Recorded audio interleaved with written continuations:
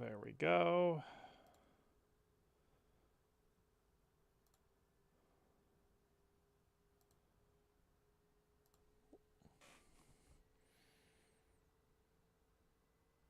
Now to send links to the socials.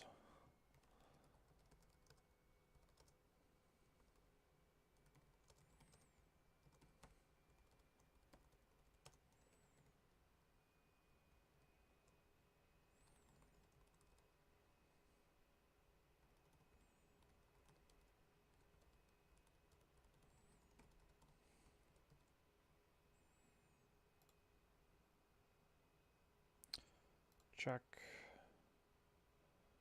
And check.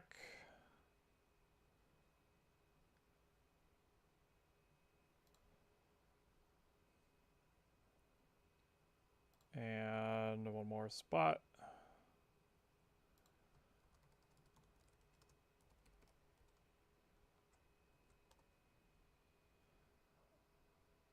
Okay.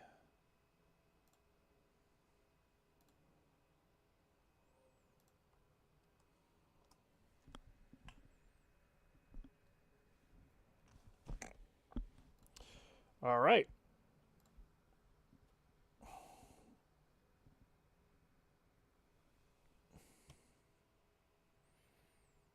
And get rid of Discord because I don't need it. And get rid of Steam because I don't need it. And all right. Let's zoom this in just a little bit more. There. How does that look? That looks good. Okay. And start recording in 5, 4, 3. Camera a little bit. Hello, folks. TheKiest here with another OPERI. For those who don't know what OPERI is, this is my kind of self-review where I go over the origins, preparation, execution, reflection, and iteration of the tournament I just ran. Try to do these ASAP, but I've been terrible about it since lockdown ended. And I don't think I've done one on devolution in general, but we're going to do one of the one that took place on 6-7-225. Pretty much the origins was, you know, run a mock Evo lineup. This is kind of like my esports event, which for a lot of you guys who may not know, my events are technically more on the grassroots, fun, casual side of stuff that still have a bracket that we treat seriously and everything. But the theme will not feel like it when you're at a TheKiest event. So Devo is kind of like to try to do something like that. Plus, it was something my good old OUGA crew used to do. We would have a weekend where we'd watch Evo, and then while matches were happening, we'd also would run a bracket at the same time, everyone that was there. And I was kind of like, yeah, we should just do that, but can't really run it on Evo weekend because obviously people are going to either be at Evo or they'd rather just watch than play.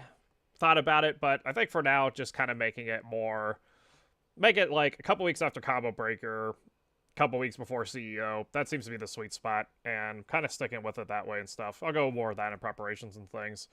But that's more or less the origin. Just run what Evo does. Give players a chance to play the lineup, especially if you get weird games like the ones we had in this particular season. How you doing, Fro?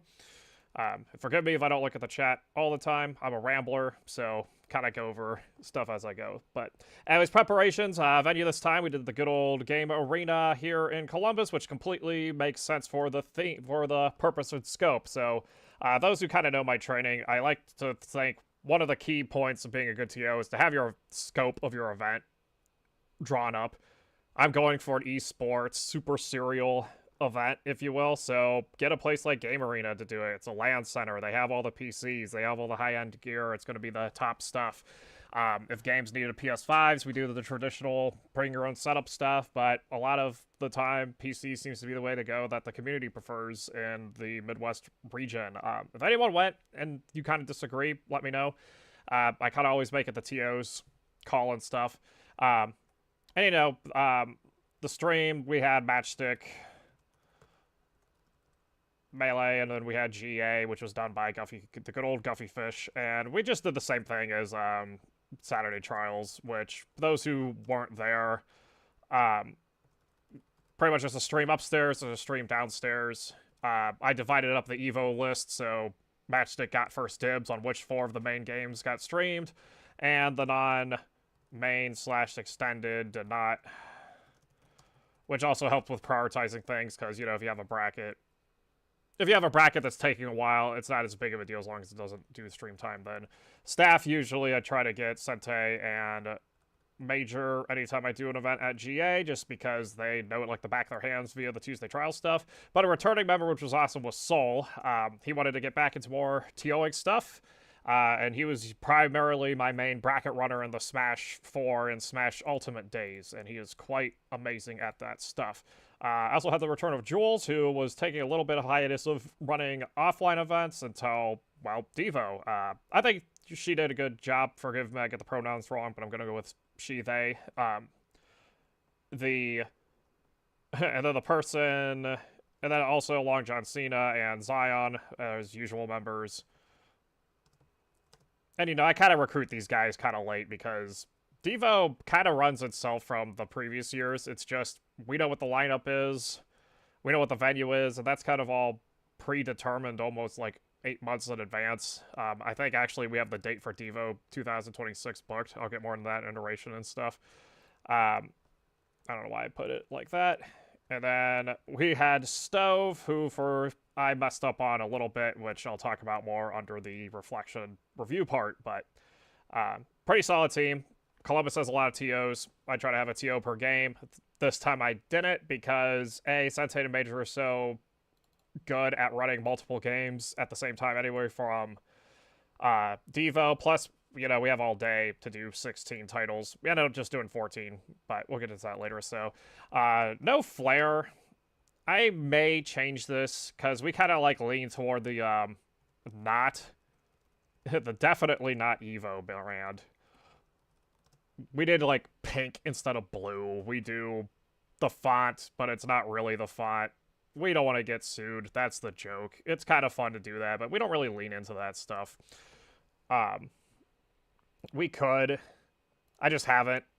It's interesting because I feel like my hot take, and maybe I'll talk about this more in iteration, is I call Devo my boring event.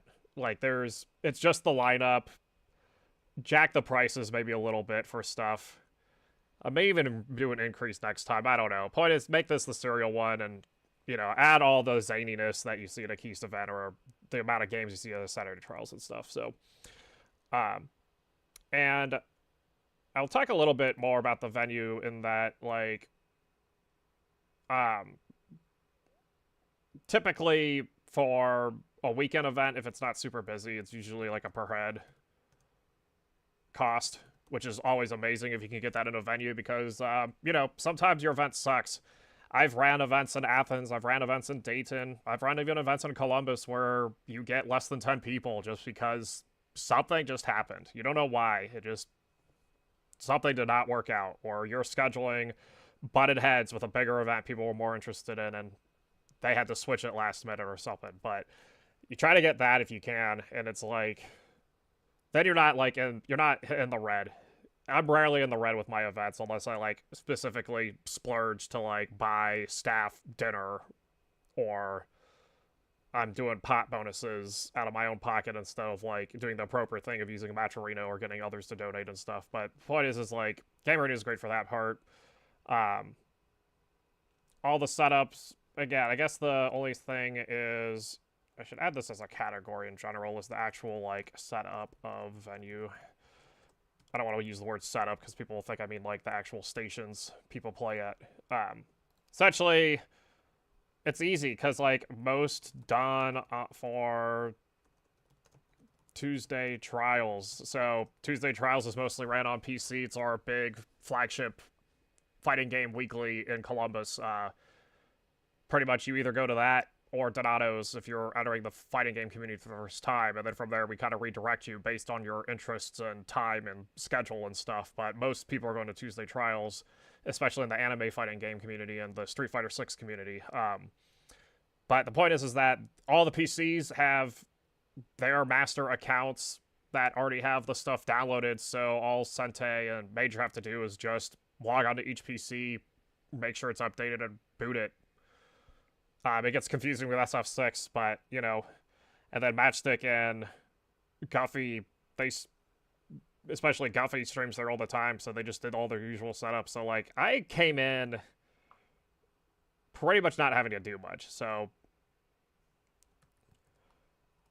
I think, like, we had some... I think the only difference is, like, MK1 isn't on setups, but that was ran on PS5 anyway, and same thing with Tekken, which also community prefers PS5. Just, again, if that's not true, let me know. It just seems to be consistent with Columbus at the moment, but you guys watching maybe the Travelers or other TOs might have other thoughts on it too and stuff, so...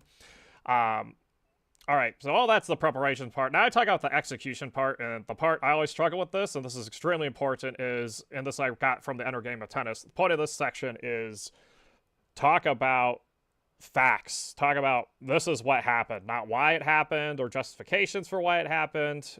We do that more in the reflections period. So, we'll do that part now. Sorry, I was just kind of switching around to see if anything was in chat. Fro, I'll have a Q&A at the end and stuff, and then this will also be on YouTube in case you can't listen to the whole thing and stuff. But I have other ones on my YouTube if you're curious about past events and stuff of what I do here. More or less the same formula. So, yeah, pretty much, oops, not amateur. Yeah, 11 a.m. staff showed. The first thing we did was just, you know, set up the floor, set up first games on PC. Actually, we probably did that technically before setting up on the floor, because this is something that, I call this a cost saver, personally, and it sounds obvious, but it's like, you know, make sure first titles set up first, set remainder during bracket, because, like, and this is more for, I don't even know who this is advice for. This might be for those who, like, have an hour-to-hour venue kind of a thing. And I even do this at Donato's for during the weeklies. It's like, if I'm late to a Donato's and Tekken's supposed to start in 5 minutes, I just set up Tekken, and then I set up the rest while round one's going. Because as a TO, I'm not doing much while the round one matches are going, which it's not trying to say others are lazy. It's more trying to say they're probably using that time to, like, rest and relax until the next wave of reporting comes or getting a last-minute reg. But you can also use this for setup, especially if you have the staff and stuff. That way, you know, the sooner, because we and just to put in clarity, we did doors open at noon. And I'm not sure what people do these days, but there was definitely a period where it's like, yeah, you got to be there like 2 to 3 hours early. We were just there the one. But with that said, we did have Matchstick stream hiccups. And then the usual late folks delayed bracket, which I try to be stricter on later in the day, but at the beginning, it's like your first events, and people are definitely on the way and stuff. I'll talk more about this with an iteration thing, because it's kind of a problem with that. But then, you know, once Uni and SF6 started, we caught up. Every other game after that point started right at the time on the dot, except for maybe Tekken by... no, Tekken was on time. KOF was 5 minutes because Billy was in the TO was in another match, and I was in another match and couldn't really start it up and thing. Did have some monitor issues. I can't really go into too much with that because it's more of a venue thing. I'll go more reflection, but it's kind of like we had the setups. And then the important thing we did this time is something Sol and I used to do, and I touched on this earlier. We had the Sol reporting station. So a flaw with Game Arena, for those who are not familiar with the venue, take a square, that's your venue, and it's a 2-story venue where half the setups are upstairs on this half, the other half are downstairs on this half. And while the top half is on a balcony that you could technically see down below, you have your giant middle isolated rooms that are used for, like, Call of Duty tournaments, and we do one of the streaming rooms in there. That's all blocking the way. You can't really see what's going on. So a problem that typically happens at Tuesday trials is I like typing this out as I'm going, is like can't find player, player can't find TO, and TO needs to report and call and locate. So pretty much the idea is delegate all of this. You will have a bracket runner, and this is something you'll see at combo breaker pools. You'll have like your guy is at your station, he takes in all the matches, he calls everything, you check in with him.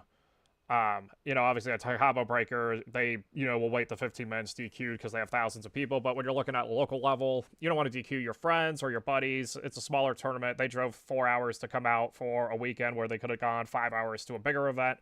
They came to yours, so, you try not to DQ them, or they're in a different game entirely and you have no idea. So you're like looking for that, talking with other TOs, which, Tuesday Trials has kind of fixed that with like, walkie-talkies to kind of help with it. But sometimes the walkie-talkies are distorted because of the signal in the venue. Others will use Discord chat, but sometimes your internet is crap because the stream has to happen or the other stuff. So our solution was to kind of do a reporting station. Anyone who played a game upstairs at this event went to report matches to Soul, and Soul's only job was to take scores. And once you had that, 2 of the 3 are gone, and that gives the TO 33% more time to either take a breath or do a better job of, sorry, not the wrong 2, these 2. And that adds up, especially if you're running as many events as Columbus does. Like, you might not need to do this if you're doing just like 4 fighting games, but you probably should do this for Smash, in all honesty, even if like, yeah, even it's Ultimate, it's 1 game, but I kind of treat Ultimate like it's the amount of games you have is how many pools you have, because it's almost the same thing. You're not going to get crisscross, but you kind of still deal with doubles in some of the other side events.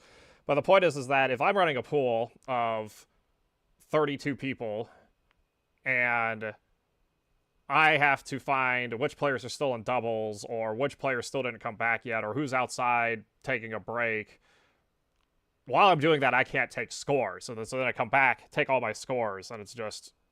and then I can't call matches because of it, or I have to delay the scores, and if I'm delaying the scores, delaying the matches, so on and so forth. But if they're already doing that, then it's kind of great. And, you don't have to just do it by pools or games, because we only had, like, half the games report to Soul. You could also do it by, like, bracket position. I kind of recommend this also for Smash.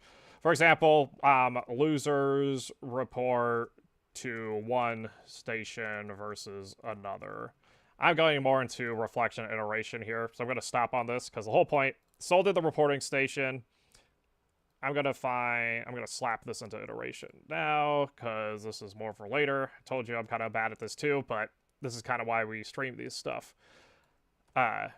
Make it accountable and transparent for everybody else too. Soul also brought a second monitor. That way players could help find themselves, although that part's a little less relevant, but I'll get more into that later. But point is, he brought that stuff. Yeah, TO's on time. Because I had TOs running the brackets for the most part, I was able to do... I actually had payouts made before top 4 of all games. Like, I would just go do, like, 3 at a time, and I pay in cash at my event, so, I withdrew a bunch of cash. GA will pay me back for that cash, because that's the agreement we have. And I can afford to do that. Not everyone can do that, but the point is that it was nice that I was able to do that kind of stuff. Then MK1, we streamed all of it. This is kind of where we started to bottleneck a little bit, which is 100% of matches. MK1 only had, I'll talk more about that in reflection, but because of this delayed T8 stream due to player conflicts, which this is kind of one of the few times yeah, we ended at 10:30. Goal was 10. But at the same time, players were okay because of more stream time. It's one of those I ask where, and I'll get more to that in reflection, I guess. You're running late, but your venue, you still have the venue till like a while. We had ours till 1 technically, but I always tell them 10 if I can help it. When it comes to an event like Devo, Kakato is more like 11. Smash events were definitely till 11. But here it was trying to think of this. Pretty much it's like, you know, your players are going to be stuck. You ask them first, like, hey, when do you have to actually leave? We know you have to drive a while, especially if you're like from Kentucky. We can just not stream stuff, and most of the time they're okay with it, but you know, just ask anyway. Yeah, so that's more or less what happened. It's pretty simple, straightforward. Oh, now then I remembered a part. I tried to do karaoke speakers to top floor. I'm just gonna put kinda worked. I'll put more about that later, but I used it a little bit at the beginning, but I had a Bluetooth karaoke speaker that I shoved at the top floor, and the Bluetooth mic actually had the range where I could sit at the reg desk and the complete opposite floor, opposite corner, it would go through and project my voice. But we kind of stopped using it for power reasons for the most part, but I'll kind of get into more of that in under iterations and stuff. So now that the facts are kind of gone, this is now we kind of reflect on how things went. How did Devo go? That's the main question here. And I rarely give myself an A, but I'm actually giving myself an A- this time. But if I were to give myself an A-, it's like a 90% thing. And this is another fact here, is like accidental double payout. I thought had Guilty Gear confused on my end. So one Guilty Gear was $5 entry, other was $10 entry. I paid the $5 bracket like it was a $10 bracket. Luckily, I got the money back from players. Shoutouts to Dad Mad and Tutty Treebart for being really nice about it. Others didn't have to be. So, you know,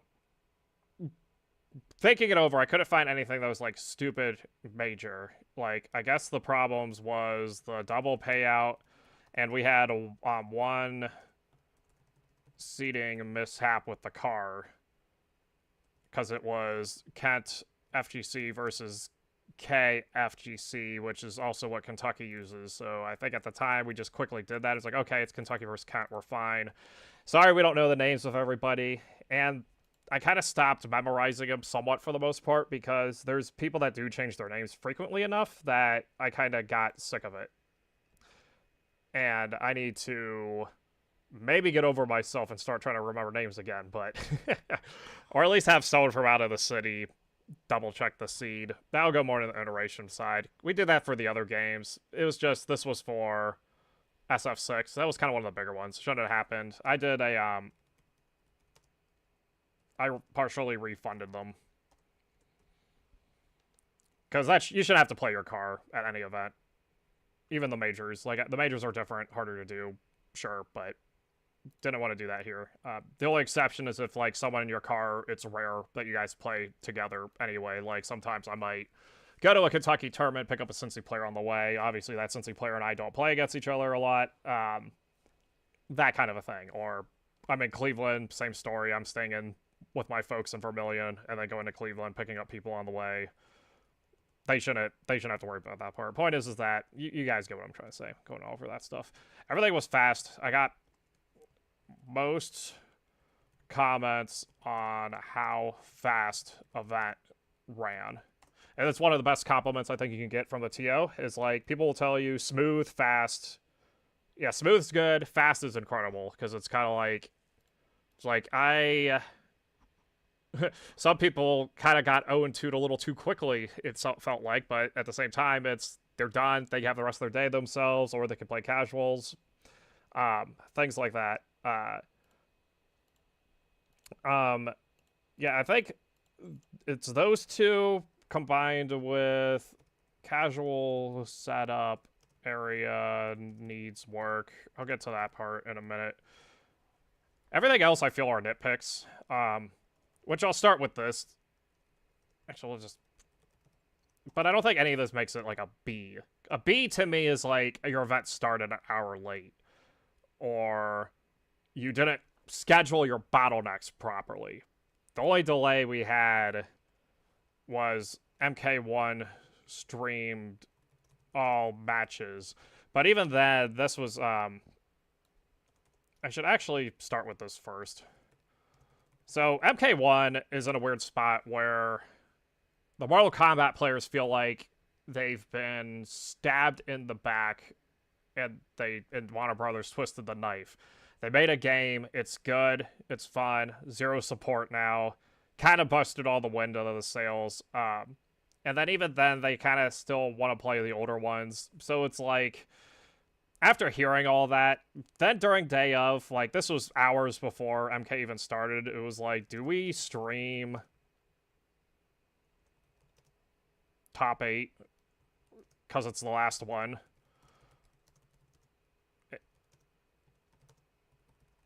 Because, like, our guy is probably going to want to run either, like, MK9 or something from the collection instead for future tournaments. But the answer is we chose yes. We chose to stream it. It was going to take a while.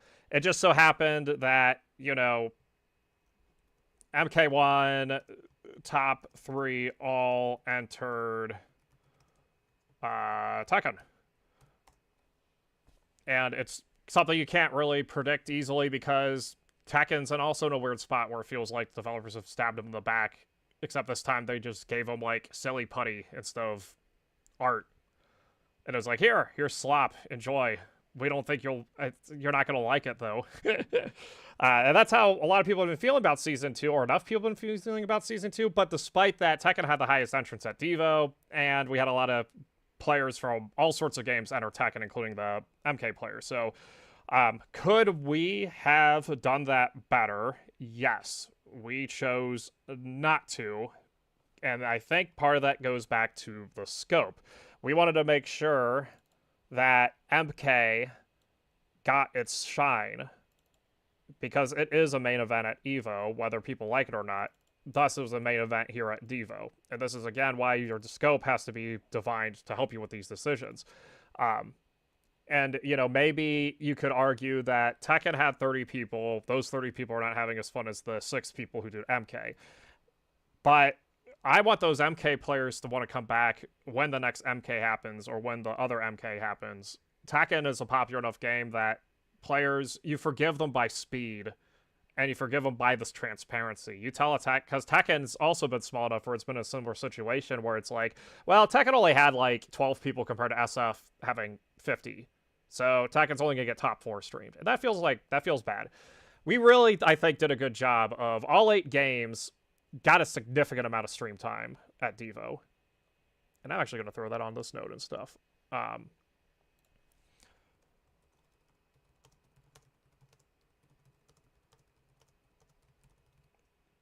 Yeah, I think, I don't know exact time since I wasn't watching, but we got, gosh, I think we did top 6 for every game at minimum.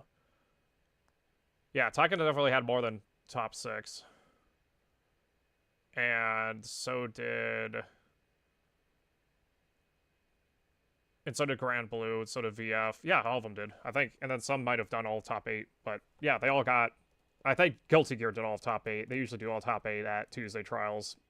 Anyway, so it kind of made sense here. Or not at Tuesday Trials, at Saturday Trials. Yeah, but I think that's still impressive. We were able to run things and schedule it out just kind of perfectly. Games didn't really, besides Tekken with the MK delay. But it's not like Tekken didn't start at 7. Tekken still started on time. I should mention that part. So most of the players got eliminated by the time the thing happened. But might have been able to prevent it if we cheated by starting a little early, but I'll get into that in the iteration phase, because we'll talk more about bottlenecks and stuff. So, again, the Soul reporting was amazing. Let's talk about this a little bit. Like, Sensei, everyone who TO'd upstairs loved it. I recommend people do it if you have the staff for it. Like, I know it kind of sounds redundant, but it does add up, especially when you're doing a multi-game event, especially if you're running low on time and stuff. Trying to think, what was another good review part? Validation stuff went good. Pretty much everything just was so clean. Venue was clean too. Not a lot of trash and stuff, but GA also cleans up things. Parking was fine. Players, like, there weren't really late players. Like, we didn't DQ that many. Actually, I think it was just one because I refreshed the start to GG page wrong. I thought he checked in, but he didn't. Yeah, and then we did DQ a bit because something we do that others don't is actually take the time to DQ people. And by DQ, I mean I don't DQ. I should rephrase this. I remove versus DQing for no shows. Do this for two reasons. One is no shows didn't pay. This could confuse numbers. If I have say, and I'll just use Fro since he's watching. Say Fro came to the tournament, but then he went to Canes and never came back. That's a DQ. Keist, I go to a tournament, I sign up for a tournament, and I never show up. That's not a DQ because I never showed up. But if you mark them both DQ'd, and the TO marks them as DQ'd, and the head TO then looks at the bracket, they're not going to know the difference unless that TO has time or remembers to tell them, like, hey, it was a no-show, or hey, they didn't pay, kind of a thing. And sometimes you can, at our event, you can check that because start.gg will, say, hey, this person's paid versus not paid. But if you're doing a tournament where you can pay ahead of time, like most events besides mine, you lose that option because they have paid. They just didn't show up. But you don't know they didn't show up. You have the check-ins, but not everybody uses the check-ins. It's that extra step. Makes results look better. It also makes results more true. Like, you get people who win with the DQ versus not. And honestly, most of the time it doesn't affect seeding. The few times it does is more with Smash when it's extremely picky. Because Smash is literally trying to... Smash will argue on 13th through 16th seedings. And while I mostly agree with them, they spend way too much time arguing on 13th through 16th seedings. They might even argue about 17th through 24th place, saying that 18th has to be 18th and so on, and then still try to do the regional thing, and it just takes forever. For those who aren't aware, most games, I think, take 30 minutes per 100 players, I guess. Smash is 1 hour. And I'm rounding up. If you have 30 people, it's like an hour because of the regional crap and everything else that they care about more. Especially as you get to that higher number. Maybe I could, like, actually make a formula out of this, but this is more just comparing how much easier it is to seed FGC stuff versus the Smash stuff. And then, I guess the one other flaw, this is more... It's hard to say because this game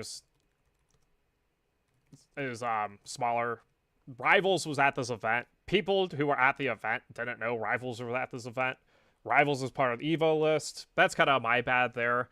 But at the same time, Rivals barely comes out for stuff in Ohio as it is. I want to try to run more of it at my bigger stuff, but it's not even doing well at the, like, platform fighter bigger stuff in Ohio. Hard to say on that part. The 3 people that showed up, thank you for coming. I hope you guys had fun with it. I'll try to do better next time it's on Devo or for Kakato and so on. It was just something I didn't even think about because I kind of figured they would be paying attention to it, but in hindsight, why would they? There's no platform fighters at EVO. Why would Rivals be there? And Rivals was there. Let's see. Now you have some class. Maybe you were kidnapped and taken to Canes. Yeah, payouts were good. Blah, blah, blah, blah. Yeah, didn't have any theft attempts like Saturday Trials. Didn't have any... people disappeared, didn't have any, like, food issues, no power issues. We had the, like, monitor flickering on the stream. But even with that, it still didn't really delay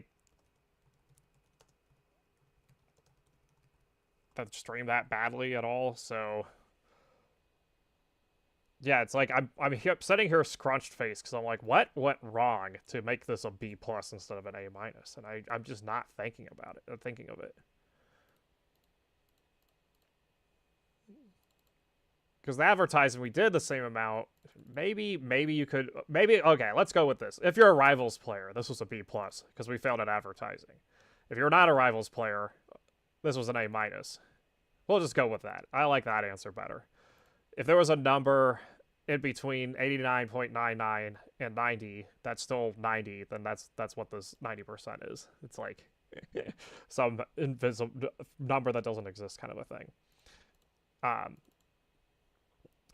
And again, feel free to comment on either the clips on YouTube or DM me or whatever if you feel things are different with this.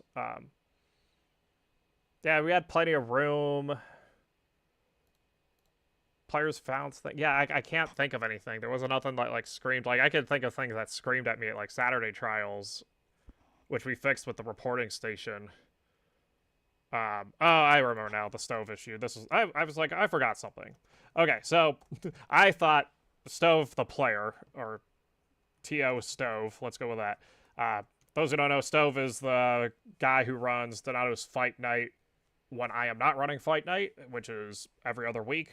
So a lot. He also runs Cap City Chaos. He also has worked with GA for other events not FGC related. Good TO. I thought he wasn't coming for some reason, and then he showed up, and he wanted to help, so I recruited him to do Reg Desk stuff, but failed to brief Stove. I just did not tell him the game list places. So, like, people would ask him, like, hey, where's this game at? He's like, I have no idea. And it's like, well, crap. And it was easy, too. It was like, one half of the games was upstairs, and the other half was downstairs. And then the remaining third was, like, in the booth. Or, like, at least be able to direct him who to talk to for that third one. It was just, we didn't tell him that. And, you know, I just didn't double check ahead of time. That's, yeah. I'm still calling this an A minus despite that, because this was, he showed up near the end where we kind of had everything going. I could have still ran Reg. It didn't delay events. People got lost briefly and then found the setups. Okay, so iteration time. This is where we talk about how do we make Devo better for next year and stuff. And part of me, I don't know what this means. I want to add flair somewhere. I don't want to do a mystery event that's like a goofy mystery event, because that's not what this is about. I need to add a more esports side event. And that even might be like a bracket predictor, but then it's hard to do that if you do, if you do like signups at the door. But then I could do something like it's at the Power Cup, where you do something more similar to like a, and I actually don't know if this is true or not. I'm just going to say similar to fantasy football. But something I did for a tournament called Ohio Power Cup is a spectator would pick 3 players who did well and 3 who would bomb. Got points and prizes for it. So some form of a way of like, you've got your 32-man Tekken bracket or your 32-man Street Fighter bracket at Devo, and you as a, I'm not entering that because I'm gonna lose to Fromundaman or something, which no one says that. I'm not gonna lose to like, or in Tekken it's like Victimo's there, even though most people want to play Victimo anyway. The point is that you have something for the players that are interested or like the lore, like to watch something, some contest for them to do. This would kind of be the event for that. I don't know how to do that. I'll think on it more when I'm not thinking about the other tournaments. And realistically, we may not even do it for Devo 2024, but definitely can add merch. Ohio FGC store has added an amazing way to integrate merch for TO stuff. You'll see it more with the Kakato thing. So Kakato will figure it out, and then we'll have some Devo merch that you can get, and maybe some esports specific Devo merch stuff. I need to really do the Matcherino thing. I always get confused when it comes to like either one game or multiple games or streams and so on. And if I can't do that, then maybe like crowd fund donations, some way to get. And this kind of goes back into the flair, because that's what the esports event flair is. It's like, and I'm trying to think what other events we've done that. Maybe the Big E ones have done it, but it's like the idea of if I can't go to Combo Breaker, but I still want to support Combo Breaker, there's no avenue for me to really do that. Get that avenue to do that. There are people that want to come to Devo.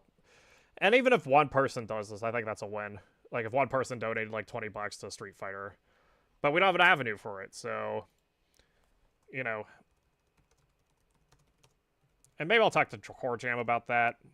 The admin for Ohio FGC, but even then, that might be outside of the scope of what that website's supposed to do too. So, all right, now I can talk more about the innovation stuff with the reporting station things. It's like something. This solves the whole like Tuesday trial stuff. You can't find a player. Player can't find the TO, and TO needs to report, call, and locate. This kind of drasted it down. The one awesome thing that Sol did is he brought a second monitor. Which might not be needed as much anymore because Start.gg now has like a thing on the side that will just tell you these are the matches that are ready to go, and you can then do all your reporting without actually looking at a bracket. Someone actually took that and made a mobile website app. I don't think it's a full app, but it's like a site you go to, you plug in your event code that Start.gg has, because every event has a code.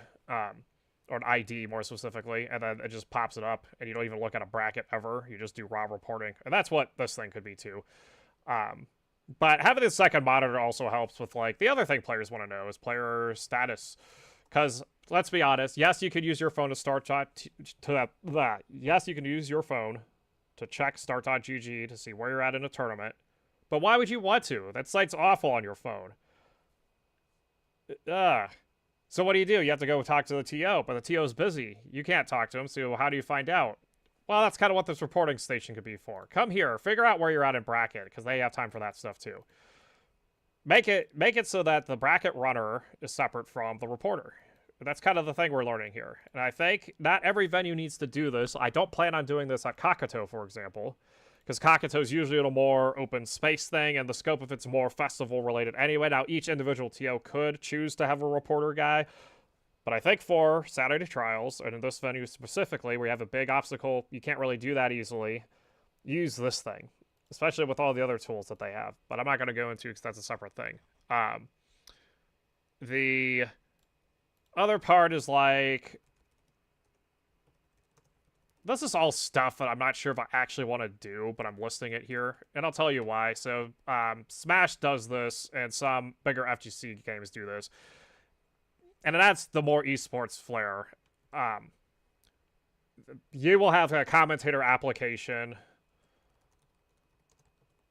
and then the TO decides and gets to schedule who commentates when, and all that part is, that in a vacuum I think is not necessary unless your event's larger and stuff. However, goes back to what I was saying before with the scope. This is supposed to be an esports event. And what's the cool thing that events like Cost does, Central Ohio Smash Tournament, is that they get to advertise the commentary. You get a nice, awesome graphic image of, hey, these are your commentators, and it builds up that hype, especially if it's people you like on the mic, or if it's someone like, sometimes we'll get Katie Koju to come out, or honestly, I'd rather fly out a personality like James Chen for a tournament versus a top player. Rob TV would be perfect because he's both, but like, the point is, I'd rather fly out someone like that who can run the show and get more people to watch because of the show, because that guy's going to broadcast like, oh, hey, you know, I'm doing this on my show. Maybe we make him restream it. I don't know how that Twitch stuff works. That might be a thing. It's like, hey, if you come here, you know, I wonder if that's an interesting thought. So a lot of streamers don't like going to tournaments because they lose money because they're not streaming. If you ran their stream, or you ran a stream that they got to rebroadcast or something, or do the shoot rating or whatever. Maybe I don't know. It's just something to think about.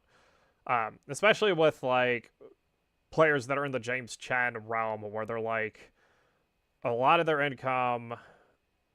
It's a low enough income that it would be a perk for them, but then they're still getting most of their stuff from commentary gigs anyway. I don't know. Something to think about. And maybe people already have.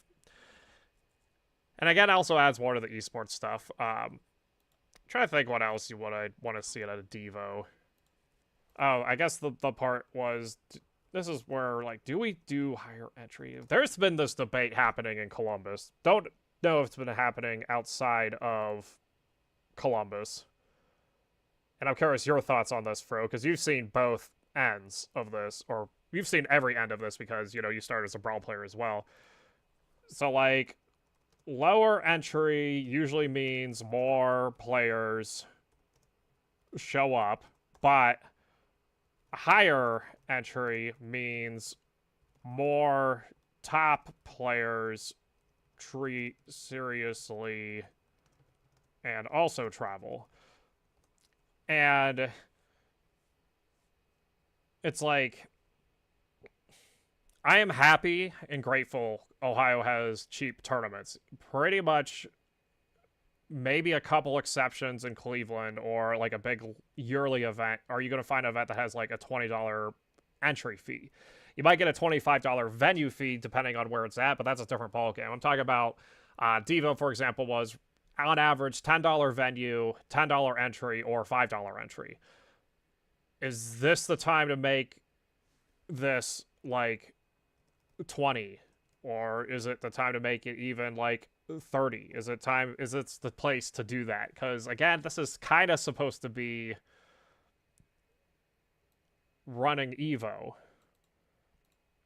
So does that mean you want the stakes higher because it's like Evo? You're not paying as much as Evo, obviously, but it's interesting. And I don't know if this works because I mentioned scope being extremely important for an event, but equally important is like, what do your players actually want?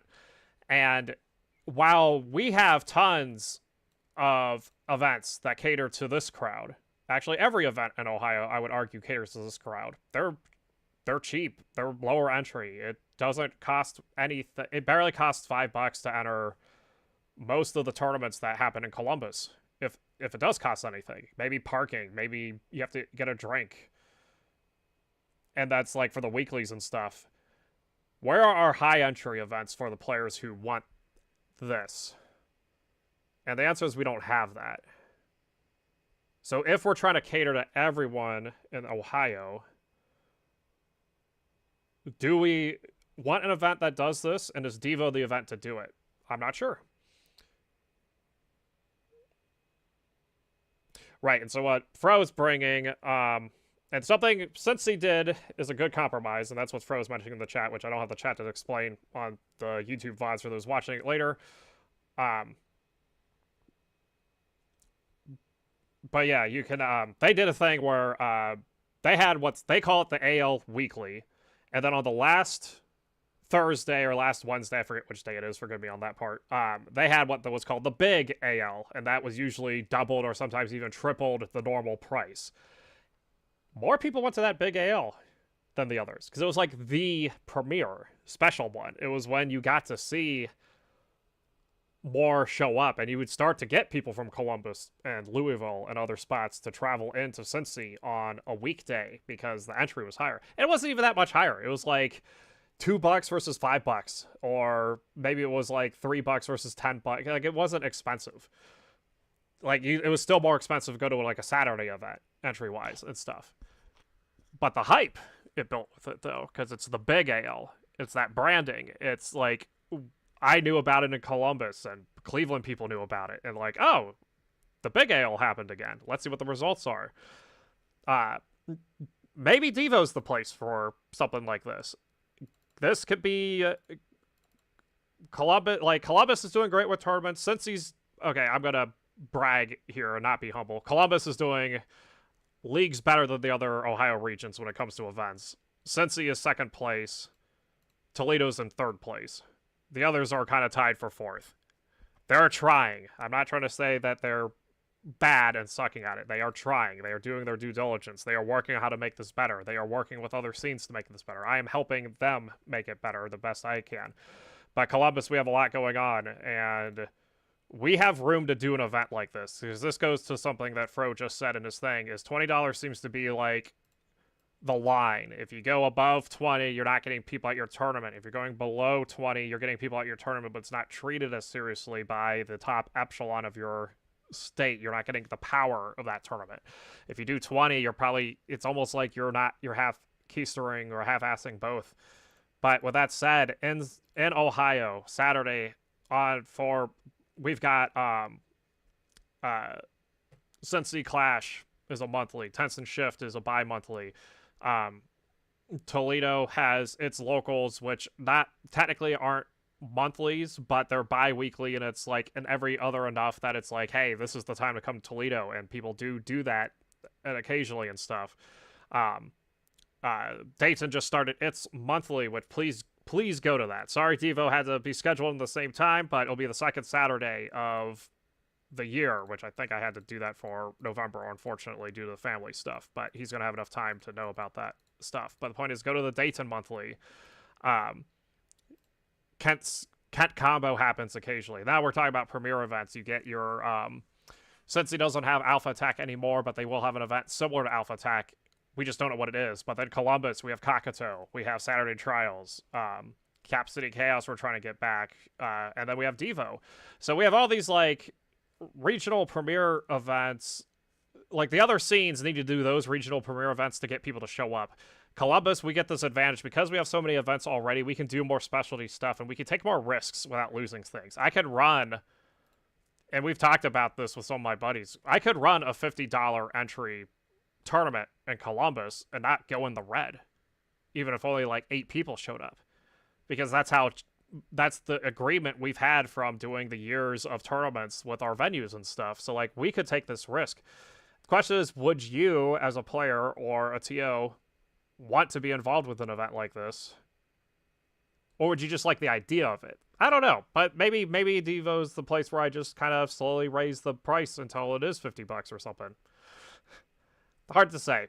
It's, I guess, for those watching later, if the entry fee was doubled, would you have still gone this weekend? And I know the answer for some people is no. Some people do have money issues. Some people can't come during the week because they're working because of said money issues, and this is like their time they can do that kind of stuff. But at the same time, if you do an event like that, you could have, road leading to Devo, get qualifiers, get ways to do discounts. Man, maybe I get enough of a war chest where it's like you go to enough of your locals or someone else's locals, you get a half off your entry, like I pay for some of it or something. All sorts of things like that. So it's easier to think about.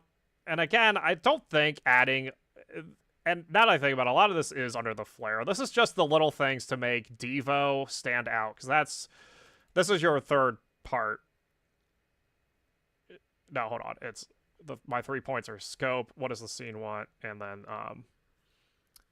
it's the your atmosphere. No, it is the third part. Yeah, this is the atmosphere. What I'm trying to do is like make Devo separate from everything else. Like Devo should feel separate from a Cincy Clash. Cincy Clash 17 should feel different from Cincy Clash 18, and if they don't, it means you failed at your flair.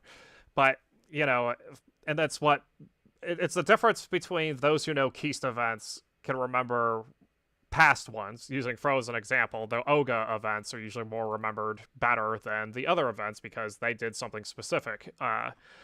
You can remember Nope's monthly, the house tournament series, but you can't differentiate between Nope's monthly 50 versus Nope's monthly's 52. It's like because it doesn't have flair. And I think to do flair for an esports event, and that's where you start to do things like this. Add the Matcherino, add the higher entry stuff, make it more away from the grassroots stuff. I like doing the grassroots stuff. I'd rather have people donate directly to do Matcherino. I'd rather have someone sell their own merc than do our own official merc. I'd rather do another different side event that's goofy as opposed to doing bracket predictor stuff because I want people to sign up day of instead of it being delayed. Maybe Devo's my first one where I don't allow signups at the door and make it that super serious. Don't know. There'll be something maybe add in the survey and stuff. Because again, we don't have an event like that because we've been so good at making events very accessible in Ohio. We no longer have a high stake, inaccessible gatekeeping event. It's kind of funny to think about. If we're trying to be complete. If it's around time, it's already different since he clash. I think I have enough to conclude on this. So yeah, this is... Oh, went too far. I use the same spreadsheet for all of my tournaments, so... Yeah, I think this ends it. I got nothing else I can think of. Anyone watching have any questions before I end the VOD and the stream that they want to pick my brain at? And if not, you can always DM me or comment on this when it uploads on YouTube under my channel, just TheKiest. But overall, the Evo I think was great. Yeah, so Columbus, we deal with multi-game entry extremely well, I think. This ultimately goes with the scope of things, I believe. So for Devo, I actually put a cap. You can only enter 4. And part of that is you deal with the scheduling and stuff.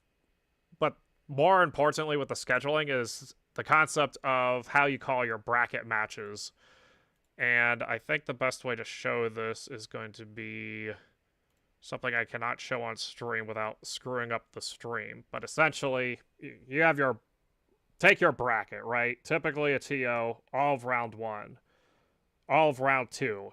That way you can get to losers and do all of round 1 losers. Eliminate eliminate a quarter of your players. Get to losers round 2. Eliminate 2/4 of your players. Then go ping pong both. That is considered the fastest way to run a bracket, undeniably. Except, in multi-game events, you're not running 1 bracket, you're running 2 brackets. So what happens is when you do that, all your top guys are going to be stuck having to go back and forth. So you kind of run into this conflict thing. You may have noticed that didn't happen at Devo. Or if it did happen at Devo, it didn't really delay things terribly. The exception being MK with the grand final thing, which I do not have a solution to with that part. And I can't predict who's going to enter Tech and who's not. I can't predict when a player is getting to grand finals and when they aren't, because I don't know that. It's biased to think if you do know that. What you do is you do something I call control bottlenecking.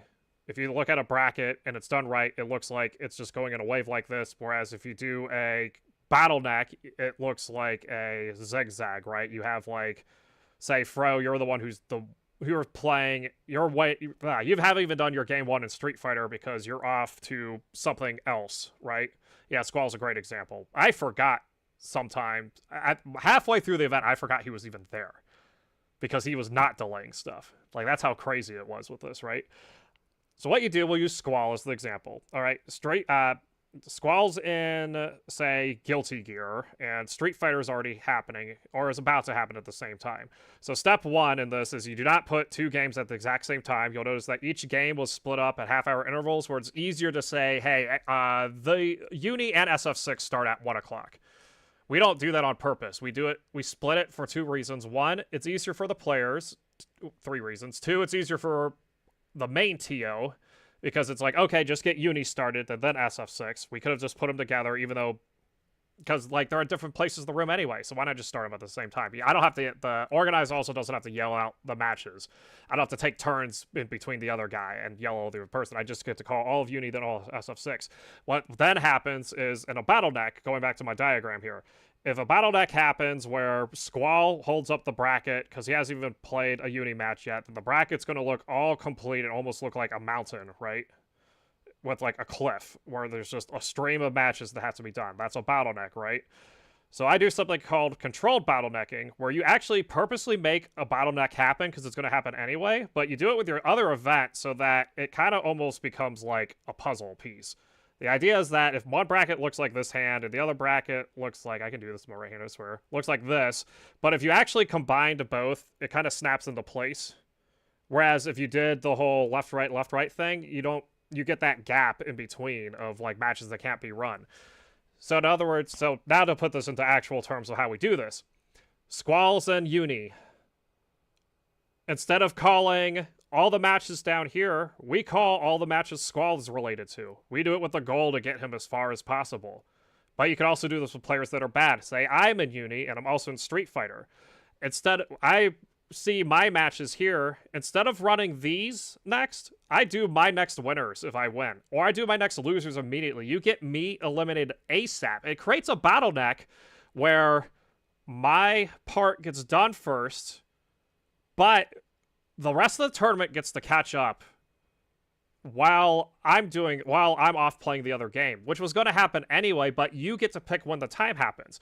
Because while that happens at SF6, where I'm doing all my matches first, we're taking you, Fro. Let's say, I forget what other game you enter. Let's pretend City of the Wolves for sake of argument. You're in City of the Wolves in SF6. You don't even play an SF6 match. You're doing all your City of the Worlds matches. And then when it finally comes to the point where you've won all you're going to win, and I've been eliminated, we switch. I now play my City of the Wolves matches, and you're now playing your SF6 matches. And if you do this right, you're always using all your setups. And what happens is you get this weird whiplash effect, like when you're riding on a coaster and does the loop, and you're in the backseat, and all of a sudden you're like that. It happens every time, and you get to top 4. Is there a situation where you have too many multi-game players for this strategy to work? Yes, and that is when multiple players are not only always in the top 4, but those brackets do not have a lot of people to begin with. Say Squall, and this is the one reason this time, and I should have added this in my notes originally, I normally try to run a bracket as long as it has 4 people. This time I raised it to 6. Exceptions being people dropped out day of. I'm not going to tell the other 4, like, oh, sorry, tough luck, kid. We're not going to do this. No, it's more of 6 pre-regged. We'll run it. If it's less than 6, we're not running it. Because if you have the 4, you're going to get a lot of players, even if they're bad. It's like the niche gamers, right? Like, they're all going to enter every form of Marvel or every form of Mortal Kombat or every form of Street Fighter, even if they're not going to get far in it. But then they're in a 4-person bracket where you can't do that maneuvering I just mentioned. Like, you can't reverse bottleneck a 4-person bracket or a round-robin pool. It's not possible. So that's where we kind of run into that issue. But because we're conscious of thinking about this, and this kind of goes back to, like, this is what us TOs are doing while the round 1s are going, is you communicate with your other bracket runners, and you actually come up with a plan. Having a plan is better than no plan, where you go like, hey, look, we need Fro's about to hit finals. Okay, like, let's say I'm the Street Fighter TO and you're the Fatal Fury TO. Fro's about to hit top 4 in Street Fighter 6, okay? I'm going to send him over to you now. And I want you to do, and then I can tell the other person, have your guy do 4 matches, because that's how much time he has, because I know that's how much time he has. You do that active communication, and you kind of work to achieve that controlled bottlenecking, because the controlled bottlenecking is also very difficult. Yeah, you are having a good day. It's just easier because you're hearing stuff, and you're the one who asked the question, and that's just how to answer the question if we did it in person and stuff. I like the idea you go like 0-9, like you get to winners finals, lose 3, and then lose. Somehow the bracket resets and you lose another 3. I don't know. Point is that But then if you organize your stream anyway to do top 6 or all of top 6 anyway, then you're going to have gaps where, like, the finalists can go and play their other games. Like, a place that failed was an MK, and we could have caught it, but I honestly didn't think about catching it, because I'm like, usually MK players that are good don't enter Tekken, but both of them entered Tekken, and our 3rd place guy also entered Tekken. Our 4th place guy almost entered Tekken. It was kind of crazy. If I had caught that, then we might have actually started Tekken early if the player was there, just to get those MK players to do the round 1s and round 2s. Because that's how you fight something like that. Because why not? If everybody's there, then just start it early, right? Which kind of seems ridiculous for a at-the-door sign-up kind of a thing. But if you have your players, and they're cool with it, you ask them. You ask them first, obviously. Like, especially the person they're up against. Like, hey, look, we want to run your match 5 minutes early if you're ready for it. If you're not, we'll wait till 7. Give them that choice. Give them that transparency. Tell them why you're doing it. And most of the time they'll agree, but if they don't, you at least have the plan on it. We had no plan for it. That's why it bombed the tournament, too, a little bit. We're just like, we'll just do top 6. It'll probably finish. MK also had tons of game 5s going to round 3 each time. Someone described this. It might have been you, actually. I forget who. Someone was describing it as like when a game dies, you get this weird plateau of the only players that are left are not only really skilled, but they know how to get better. They know the steps to improve on top of it, too. And so everything is just more optimal, and the more optimal, the more longer it takes for games to happen and stuff. I think that answers your question. I've kind of, you'll hear me rant about this in other OPERI videos and stuff, but all right. And everything I said about that is all much easier said than done. I would lab at Donato's to try to get it to work, and I still find situations where I don't have it down perfectly, but as long as like you and the other bracket runners have that plan going into it, you can shave time off.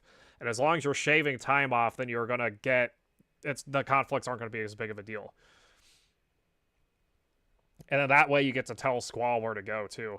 And it's like I like if you're in my case, I'm literally telling you, go play 4 matches of this, or go play until he tells you you don't need to play anymore, because I think you're going to get eliminated, no offense. That happened with one of our guys, Grayonic, actually. He was in Guilty Gear Strive and Tekken, ran at the same time. We got to a point in Tekken where this is actually a good example of this. MK player's playing MK, so he's not doing his matches. So you run all the Strive players through, right? Because they can't, the other guys can't play anyway, so you run all the Strive players through. Then once those Strive players are done, you then shove them back to Strive and go, hey, look, keep them. Keep them until they're no longer needed. Whether they get to top 8 and they're waiting on the stream, or until they're eliminated. We don't care anymore because we have other matches we can do until then. And we'll be able to do, because the MK guys will eventually get a period where they can come out and do a match, which happened with a few of them. And if you think about it, that's how the concept of Smash pools works anyway. Not the round robin ones, but the bracket. They're dividing the bracket up into chunks, and you're essentially doing the same thing. It's just your chunks are a little more dynamic based on the players and what they're entering and stuff. You then have to then track down which players are in which Tuesday Trials team has a bracket conflictor that they do. Other TOs will just make a list of like, hey, these are the players that are in both. We didn't even do any of those this time because we just had so much more time compared to other Columbus events. You do lose the idea of players who want to be really good at both don't have time to warm up in between games when you'd have too many. But again, I think that kind of boils down to scope. Maybe at next year Devo, we cut the list back down to just the main lineup, and I might do that anyway. I didn't know there was going to be an extended lineup when I announced it, and I kind of went like, well, we're running whatever Evo runs, and Evo's running that extended lineup, so we're running it too. Maybe I have a substitute. You know, that's stuff I could add more later too. All right. I think I'll call it done. And I'll see this on YouTube and stuff. Until next time, and again, feel free to send questions to me on anything, and I'll answer them. Or I could chat with you on Discord chat, doesn't matter, or phone and stuff. You have a good day, Fro, and whoever else was watching. I think the other view is just my restream bot, so. All right, and recording is done. Yeah, that's my OPERI video series, Fro. What'd you think? Now that I'm not recording for YouTube, because it's something I wanted to do a while ago, because A, it helps me review, and B, it gives a much needed transparency that us TOs lack to the community, to other players. It shouldn't be the black box. I think most TO situations could have been resolved if they were upfront about issues first, or their ways of thinking and stuff. And you've noticed I've done that all throughout Smash as well, but I wanted to formalize it with this. And now I'm encouraging my students to do something similar, at least. And then yeah, I'm putting myself out there and showing everything. Yeah, you too, Fro. Yeah, and people just pop it on and watch it and stuff. But like I said, my other ones are on my YouTube channel if you're curious on listening to any of the ones that you went to and stuff, or just in general. But yeah. All right, gonna stop the stream because it is dinner time.